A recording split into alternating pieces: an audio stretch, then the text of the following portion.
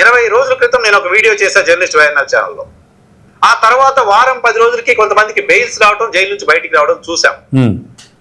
ఇప్పటికీ నేను ఆ వీడియోలో చెప్పిన అంశాలకి కట్టుబడి ఉన్న మద్యం కేసు లేదు, క్లోజ్ అయిపోయింది. ఆయన చేసిన వీడియోకి చెప్పిన మాటలు కట్టుబడి ఉన్నాడంట.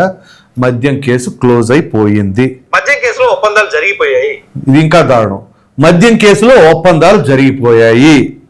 మద్యం కేసు ఇంకా కొత్తగా తేలేదేముండదు. మద్యం కేసు ఇంకా కొత్తగా తెలియదేముండదు.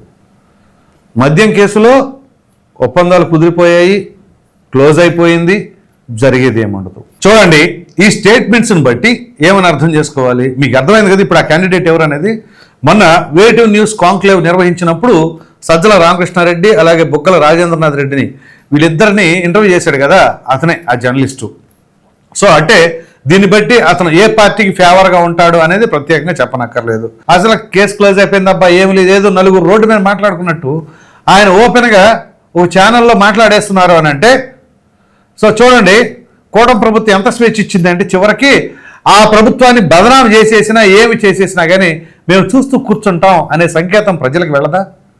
ఇదే జగన్మోహన్ రెడ్డి గారి హయాంలో జగన్మోహన్ రెడ్డి గారికి వ్యతిరేకంగా కాదు, వాళ్ళ పాలసీల పైన ఇది తప్పు అని ఎవరైనా మాట్లాడితే సహించారా? ఇమ్మీడియట్గా కేసు కట్టడం, తీసుకెళ్లి వ్యాన్లో వేసేయటం, తర్వాత సంగతి తర్వాత. వీళ్ళు ఇప్పుడు అసలు ఆ దర్యాప్తు సంస్థలని, రాష్ట్ర ప్రభుత్వాన్ని, కేంద్ర ప్రభుత్వాన్ని మొత్తాన్ని ఆహ్వానించిన మనం కళ్ళప్పగించి చూస్తున్నాం అన్నట్లుగా ఉంది.